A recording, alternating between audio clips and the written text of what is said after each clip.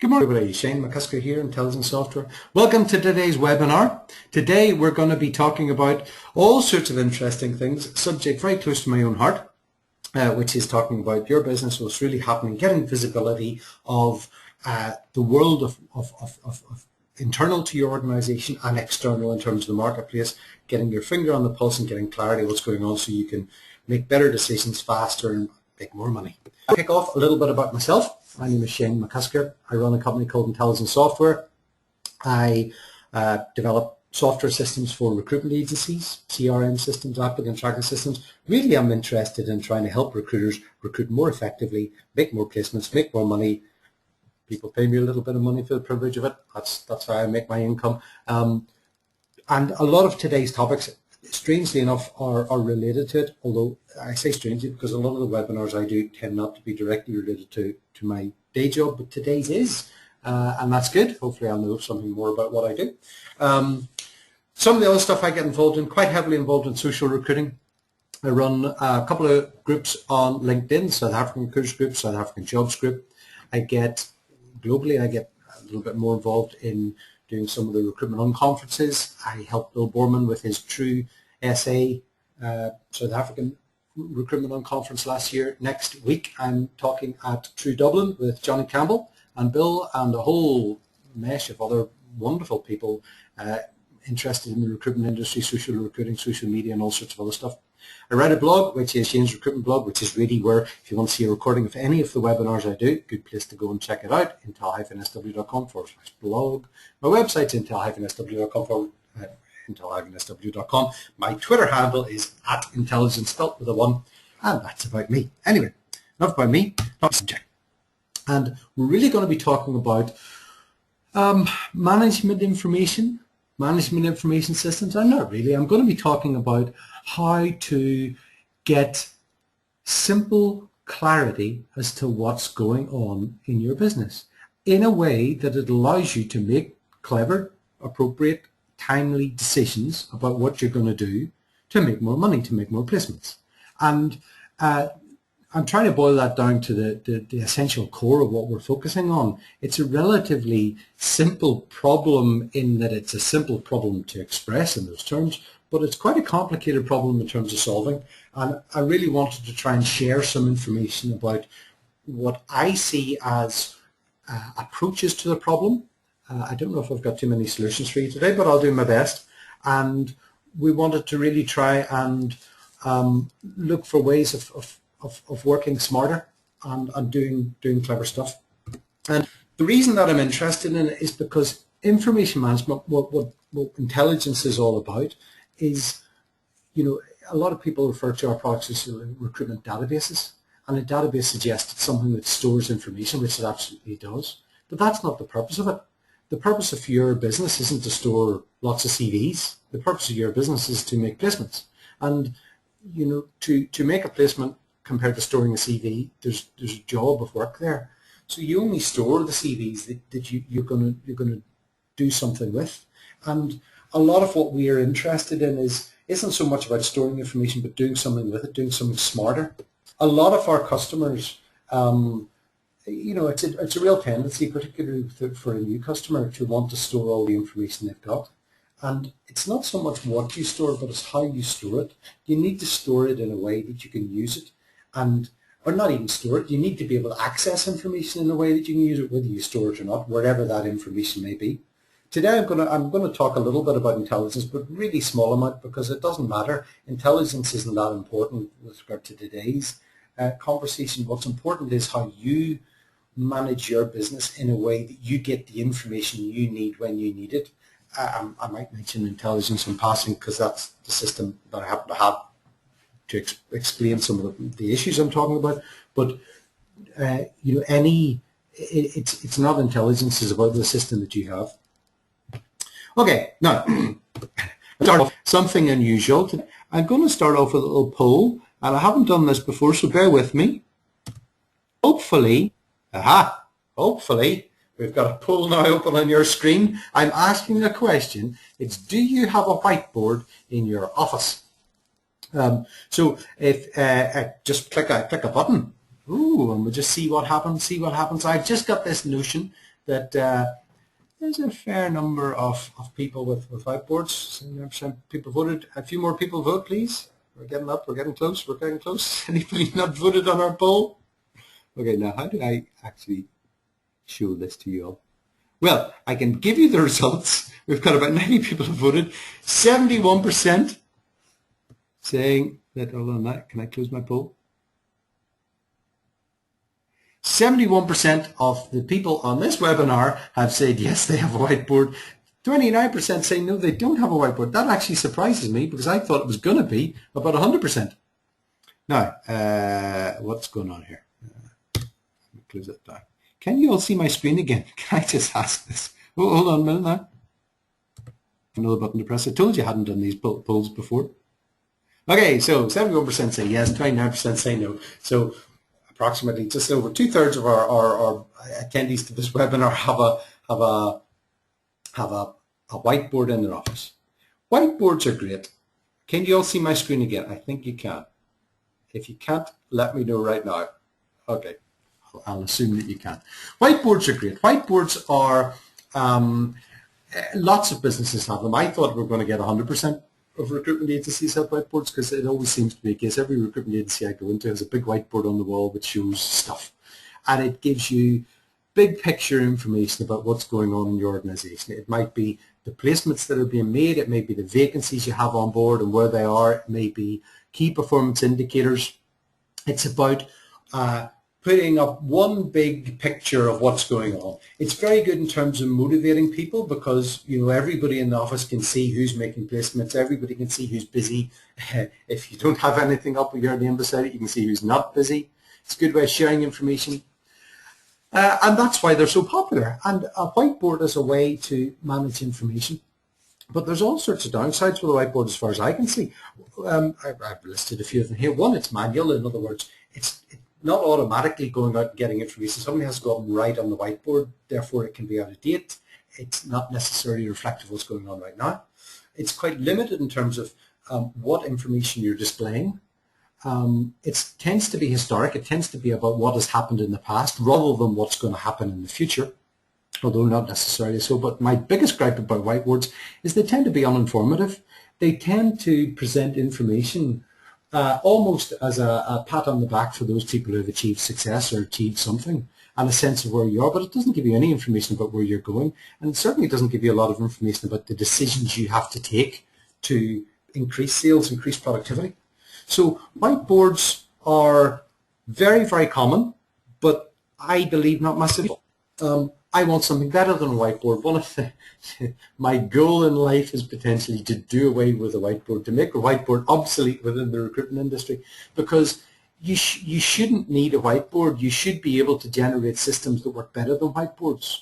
And if we can look at this, we can make the whiteboard obsolete, because you should be able to get something that's automatic, something that pulls information from all sorts of different sources automatically and makes it visible to everybody. It should be all-encompassing in the sense that it's not just about what vacancies we have, it's not just about what placements we make, it should be about all sorts of different areas of your business, how they're performing, what's going on, what's not going on, and what you can do about it. It should be predictive with regards to not just saying about what's happened, but what's going to happen in the future, but most importantly, it should be useful. In other words, the only reason that we're interested in looking at reporting information, looking at doing things, is if you can make decisions on it. There's no point in looking at a wonderful collection of information and pat yourself on the back and say, are we doing well or are we doing badly, unless you can see a mechanism from that information to improve and do something new. So that's really what we're interested in. To paint a picture of where I want to go with this, what would you do if you were a super recruiter, if you were everything was going absolutely brilliantly within your business, which hopefully it is. You have a sense that your finger's on the pulse.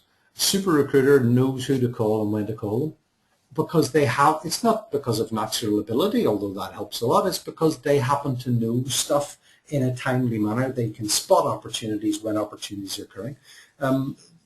Information technology is never going to replace the skills of a recruiter, but what you need to do with information technology is to supplement the skills of a recruiter so that your good recruiters become super recruiters.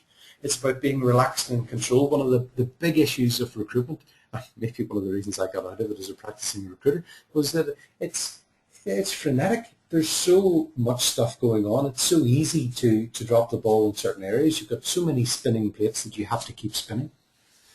Decisiveness is also key, particularly from a managerial point of view. And this is one of the big things that proper, I'm using the word reporting, I'll change that in a second or two, but proper information management, proper reporting can do for you in terms of giving you the information to make decisions. But the big thing for me is about being able to manage a team, because, you know, if you think about what a super recruiter is not an average recruiter who makes more telephone calls or who has bigger and better KPIs. In actual fact, this is another of my criticisms of a whiteboard. You'll tend to find, if you're measuring KPIs, the number of calls somebody makes, the number of CV send-outs, the number of whatever, those type of activities tend to be, it's the poorer recruiters tend to be more frenetic, and it's the big billers who tend to do less and make all the placements because they're busy closing deals, because they just know stuff. They only have to send out one CV to make a placement, whereas the average recruiter has to send out half a dozen. And so what we're really trying to do is look at ways of improving performance and look for, if I can paint this visionary picture of where you want to get to in your own heads, then go out and strive to get there. Onto the real world. I'm going to talk, I mentioned the word reports earlier on, and I want to just want to mention the difference between reports and alerts. When we're selling intelligence, it's commonly we get asked to show me the reporting tools, and we've got a whole suite of reporting tools, all sorts of interesting reports to do, and it's very, very customizable, and we generally develop a lot of reports for customers' specific needs. So as soon as they ask the question, we turn and say, well, what reports do you want? At that point in time, you usually get this awkward silence on the end of the phone. And more now, I'm actually, when we're looking at new customers, going to be talking about, I'm not going to implement intelligence in your business unless you can tell me what management reports you want out of it. What is the end product that we're aiming for? There's no point in talking about putting information into a system unless you're interested in knowing how you get the information out again. A lot of reporting, you tend to think of it as an A4 sheet of paper that you bring along to your management meetings every week. And so it is, and that's great, but it tends to be, that type of report tends to be initiated by you. It tends to be the consultant or the manager asking for information, and it's delivered to you. And that's brilliant for, you know, daily, weekly, monthly meetings. It's perfect sort of thing for, you know, what CVs have been sent out, what's going on. But there's another type of reporting that your systems, in the biggest possible sense, should be doing, which is alerts. Because reporting is when you ask for information. Alerts is when a system or your colleagues or something tells you that something going on. So alerts are about interruptions, you know, callback alerts. This is the most obvious one. Outlook pops up and tells you have to be in a meeting in 5 minutes, which is half an hour away. It's something that's automatic. And that's something that I get more interested in. And the reason being is because alerts tend to stop you making mistakes, whereas reports are much better for catching a mistake after it has happened, which can be useful too. And you want to do a combination of the two, but I just wanted to differentiate between reporting and alerting as a different thing in the way in which you do it. Moving on from this, different types of, I've said report types, think alerts in here as well. Okay, we generally speaking start off with the historic, what's happened. What's not happened, I think, is a much more interesting question. What's going to happen is even more interesting again. And then the what does it all mean? That's what I mean by all these things and where we're going to go to. This is the what has happened type questions that we get appearing in recruitment companies. This is your starting point. This is where everybody begins with. They say, okay, I want to have an understanding as to where we are. This is your whiteboard. Your whiteboard is telling you, this is telling you what CVs have been sent out, what vacancies have we got on right now, what placements have we made, what interviews have we got. Activity reports in terms of your own consultants, your own staff, who's busy, who's not busy, who's good at making business development calls, who's good at doing candidate interviewing situations. Financial reporting, commission reports, all these sorts of things are reports based on what has happened. So they tend to be historic. One of the problems with historic reports and this type of report is it depends very much on the information that's available to you. And this is actually a bit of a problem.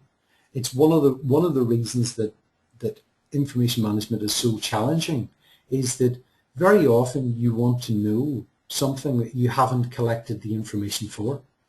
And so I'm gonna mention a scenario that I used to run a recruitment agency, and I had a gentleman who worked for me called Neil. Neil may be listening to this webinar. I don't think so, but some people might know. Neil was, first of all, a super recruiter. Even to this day, one of the best recruiters I've ever come across in terms of being able to make massive billings. Really, really good. But the difficulty with Neil was he never actually recorded anything on any of our internal systems. And so with regard to his KPIs or visibility of what was going on, it was a real black hole. And so recruiters, good recruiters, every recruiter tends to follow a path of least resistance. And that means they tend to do a lot of stuff that's sort of off the radar. And I'll talk later on just mentioning the different sources of information. But you need to be able to put systems in place that capture the information that you need to report on. And I'll show an example, actually, just a little report what I have done earlier on. This is not the one. Oh, this is the one I want. Okay, so this is the thing about historic reports and the what have we done reports is that you want to record information in a way that makes sense to you. And one of the things I'm going to show intelligence now. I'm just going to show one aspect of it. Don't worry about this if you want. This is not a plug for intelligence. I just want to demonstrate one area. This is the candidate screen, and in the lower section we've got all the contact information. So every time you speak to a candidate, you record a call. Okay. And if I want to record a new call, say right about a job. Okay. I'm Brian the candidate, and I want to record it. One of the things you can do here is you can classify a call, and whenever I hit the drop down, emails, mails, SMS, telephone, interview, whatever. And there's a phone call. Now, that list was the default list that I put on intelligence. And I thought it seemed like a good idea at the time. But unfortunately, I was wrong. It's a disastrous idea. And it's still there. The reason it's a disastrous idea is that I don't really care if a consultant makes a telephone call or sends an email or sends a text message. It's just a mechanism of communication. What I'm much more interested in is the nature of the call. Was it about seeking referrals? Was it about asking this candidate if they want a job? Was it just a follow-up call? You know, what was the nature of the phone call? And if I'm only recording classifications as in phone call or email, it doesn't allow me to report on it. So whenever I run an activity report, then I actually want to see, well, how many calls were made asking for referrals? How many were registration calls, client business development calls, vacancy calls? You know, what was the nature of the call that I made? The other thing I'll say about historic reports is that you can see them from all sorts of different perspectives. In this particular report that I've run, I'm looking at activity over a number of weeks, and it enables me to see trends and see what's going on. It gives me real big picture views, but I could equally well zoom in and say, okay, I just want to have a look at that week. Right? What were the actual calls? Who was being called? In this instance, I may be looking at one particular consultant, but I might want to see that view from different angles. I might want to see it based on, right, okay, show me the whole team. What was the whole team doing? How many business development calls was the whole team doing, and who were they to? You might want to span it out on time, or you might want to look at it per client. Okay, so for this particular client, what was the activity basis? And you know, you can design these reports in all sorts of different ways. We literally have hundreds of different reports that we produce for people showing the same sort of information but from different viewpoints, asking different questions, and there's all sorts of interesting things you can do to look into this. So let's go back to Prezi here. So my point is that you want to ask the question in all sorts of different ways. Historic reports on what's happened tend to be quite good at churning all sorts of information, but quite limiting in terms of being able to make decisions and take actions. Is much superior. And that's asking the question, what has not happened? This is typically a question that a manager is going to ask. Managers tend to ask questions about what has happened, but in actual fact, they want to know, well, no, I don't want to know what's happened. I want to know what's not happened. Where have we dropped the ball? Where have you set a callback and have not contacted the candidate? What candidates have been loaded onto the system, but we don't have all the information for them? What clients do we not have terms and conditions signed with that we're actually doing business with? What candidates have said they're interested in the job, but we haven't got around to sending their CV out to the client? These are exception reports, and they are much more effective at spotting errors in the systems and catching mistakes. Ultimately, all systems should be designed so that it's okay to make mistakes. Don't expect anybody to be 100% accurate, because they won't be. But what you want to do is have a system that allows people to make mistakes all over the place, but those mistakes are caught. And you want an information management system and a reporting system, I don't mean information management. I mean you have your morning meetings that call people to task and say, look at what you've done, but more importantly, look at what you've not done that needs to be done. So they're really, really useful types of reporting or alert systems that flag up opportunities. I'll show you another report that I did for a client of ours. This was to replace their whiteboard, actually. Some aspects of this are sort of historic. So for each member in the team, over a period of time, we can say the number of candidates contacted, the number of clients contacted, the number of people that have been added onto the system. So that's about sort of historic information.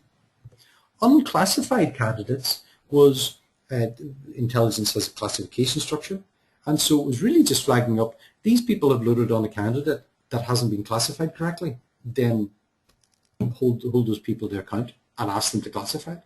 It's a really simple way of doing it. Equally well, you could have questions about other things that have not been done. You've set a diary for somebody, but you haven't marked it as complete, or you haven't called that person. Find out what's going on there. There's all sorts of interesting exception reports, and exception reports, in my opinion, are the most unutilized form of reporting. The other thing that intelligence does is that, and again, I want to get away from sort of paper reports, we have hot lists in intelligence. And so equally well, you could add a hot list onto, I don't fly the flag for intelligence here, you could use this all sorts of different systems, but it means that whenever you haven't loaded somebody on correctly, you've got a hot list that allows you to move to their record, tidy up their record, once you're completed that one, move to the next record, and so on. So it's not even so much a historic report that's static, it's something that's dynamic and enables you to actually execute a function of correction. Okay. What else have we got? Okay, so we've done what has happened, and we're moving on to what's going to happen. And this is again where it becomes a lot more interesting. Now what we want to do is start to move into this predictive phase and say, this is more complicated, whereby the typical questions we get asked about pipeline reports as to not so much what's happened in the past, what placements we made, but what placements are we going to make in the future. So if you're a business development person, what's the value of your pipeline? What's going to happen in the future? Now, obviously, you don't know what's going to happen in the future in terms of, well, how many placements are we going to be successful in? But you've got some notion as to either you can put in predictions, saying, okay, this is 75% likely to land for us.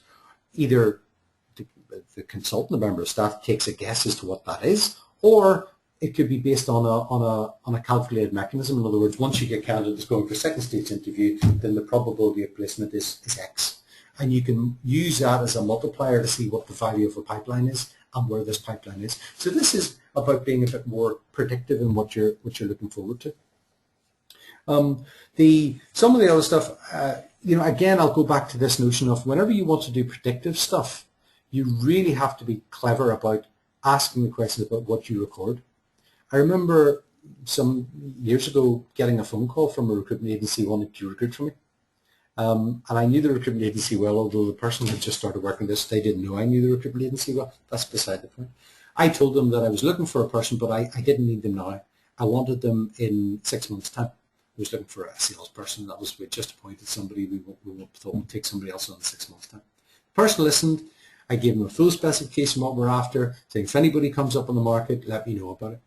But I knew rightly, one, because I knew that recruitment agency and I knew the systems they ran, that he had no mechanism to record my requirement in the future for what I wanted.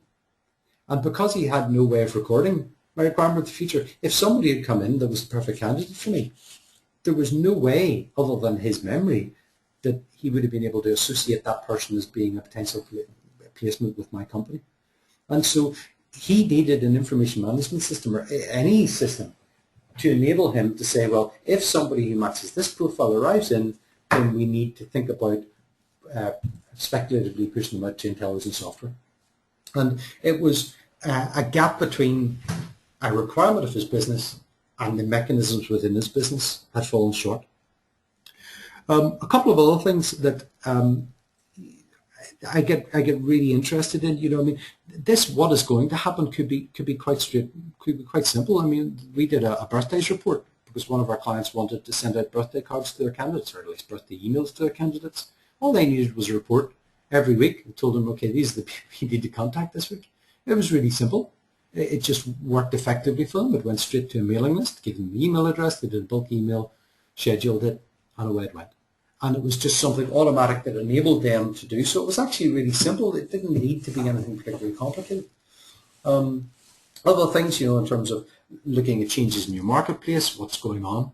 One of our other customers was very interested in competitor analysis, and I found this fascinating because whenever they had a candidate come in, they always asked questions about, well, what are the jobs you're going for? What other agencies have you registered with? Who are you dealing with in those agencies? And they followed up on it. So they actually had all the information to know all their competitors, all the jobs their competitors had, where they had complementary candidates, all the competitors' staff, who was good, who was not good, who were big billers, who were not big billers, and know the placements their competitors made. But what we were looking at was ways in which we could store that information in a way that they could record it. And so they were able to benchmark themselves against the competitors. So whenever we ask the question, well, what's going to happen? You want to know, which of our clients are going to recruit in the future? Which of our clients have had staff leave, or where are the opportunities? So these questions about what's going to happen are massively important. Intelligence, again, I mean, a lot of the stuff, I've shown this before, but a lot of the stuff that we do is looking at where opportunities are. I'm on time, so I'm going to rush through. What does it all mean? The final type of reporting is really when we're going to get into the analysis of it, and this is where you really have to be focused in asking the questions, what is it that we actually want to do? And you really have to focus on the decisions that you want to take and the information you need to fuel that decision. So whenever you start relating information from different sources, whenever you start comparing information, the information becomes alive. Some of the stuff we've done in this sphere, simple stuff like looking at conversions between candidates registered and how many CVs are being sent out, number of CVs being sent out to interviews to offers to placements. I was talking to one of our clients that was saying that he was looking at the ratios of one new consultant to another consultant in terms of offers to placements, and realized that somebody was having a lot of dropouts. Simply by looking at the analysis, we're looking at the dropouts. So they went back, talked to the consultant and said, listen, you're going to have to pre-screen your candidates. A lot of the candidates are getting offers, but whenever they get the offer, they're deciding they're looking at counter offers from their employers or whatever else. And all they did was, it was a managerial task of just saying, well, all we have to do is, all your candidates, just ask these questions about what happens if you get counter offers at an earlier stage. A little bit of corrective action, and that particular consultant's ratios moved back in line with everybody else. So there's all sorts of interesting things that can be done there. I'm pushing ahead, I'm tight on time. The other thing I'll say is that every business is unique, and this is one of the things, a lot of our clients come to us expecting us to here are all the reports that you need to run your business, and we used to do that. And then everybody came back and said, well, I like your report, but it's not quite what we want. And we ended up developing literally hundreds of variations in the same reports. And that's fine, because every business is different. If you are a small business, the smaller the business, the easier it is. As soon as recruitment companies move beyond the size of one room, then your information systems become significantly more complicated because you can't talk to each other and you lose this immediate visibility of what's going on. Different industries work in different ways. Divisionalization, some of our clients will functionally divisionalize, so they'll have recruiters, they'll have business development people, they'll have administrative staff, multiple people involved with this conveyor belt, this production flow of recruitment.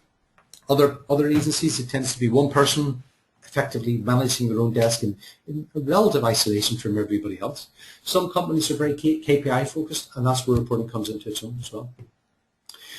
Some of the sources of information quite interesting. You want to look at, okay, information management systems like intelligence is only one source. Emails. What if emails come in? How do you track that? Is it automatic or not? We've seen some companies when emails come in, their email system is automatically linked into the CRM system as it would be with intelligence, so that everything is automatically recorded. Telephone calls. One of our clients has a telephone log and compares the ingoing, outgoing telephone calls against the number of contact records in intelligence, so that they can see whose big phone calls not recording them. So again, we're trying to capture this all the information that's available. Your websites, how many people apply to your websites? Do you cross-reference your website statistics with your applicant tracking statistics? See how many people visit your website compared to the number of people that apply? Time management systems. There are wonderful systems on the internet at this moment of time. Sit on your computer watching what you do. And if you walk away from your computer and come back, it says, you were gone for 10 minutes. What were you doing? You weren't working on your computer. They monitor the websites that you're looking at. There's a whole raft of stuff. Your suppliers will also give you information, particularly if you use job boards, all their analytics and what comes through. I'm running over a little bit here, bear with me. Finally, let me just paint a picture for you. Imagine Shane the recruiter, which could be myself. I'm not a particularly good recruiter. I'm a fairly average recruiter. I'm fairly lazy. I follow the path of least resistance, and whatever's in front of me, I'll do that. I'm not going to get overly worried about recording information. But imagine the scenario of me being an average recruiter, how I can improve my life.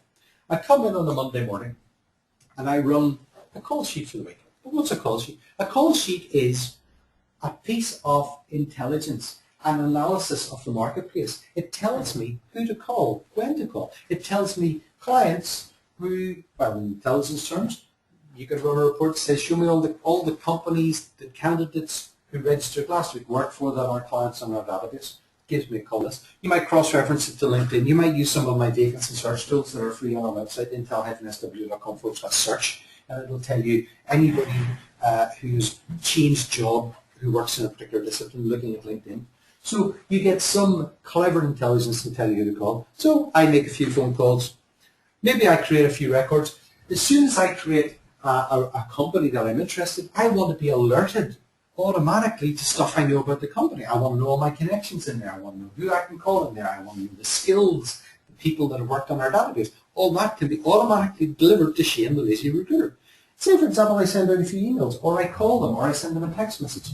I don't want to record that information. I want the system, whatever system it happens to be, to automatically record it and give me visibility of what I've done. Similarly, if the person that I'm contacting comes back and says, yes, Shane, actually we are recruiting this moment of time, I don't want to have to manually record that somewhere. I don't want to put it up on the whiteboard. I want the system to automatically watch that and tell me what's going on. I'm a lazy recruiter, so I don't do it right. But my manager, he runs a report, she runs a report saying that you contacted these people, you got a response, but you didn't set a call back on the system, and you haven't contacted them back. What's going on? I want to know about that. I don't want to know about it next month. I want to know about it the next day, so that I've made a mistake, but it's being captured. I make the phone call, the vacancy comes on board, and I want the KPIs within the company to automatically record that I've got decent KPIs and I've got a new vacancy on board. So you can see how putting an information system around Shane, the average stroke lazy recruiter, I can improve the performance, I can stop making mistakes, I can make his life easier in terms of directing him where to go to look for opportunities, and I can do a whole lot more. That's today's webinar. Thank you very much for your time and attendance. Apologies, I ran over by 4 minutes, but I'll do my very best in future. Hopefully that was useful to you. If you've got any questions or comments, put it up on the screen right now.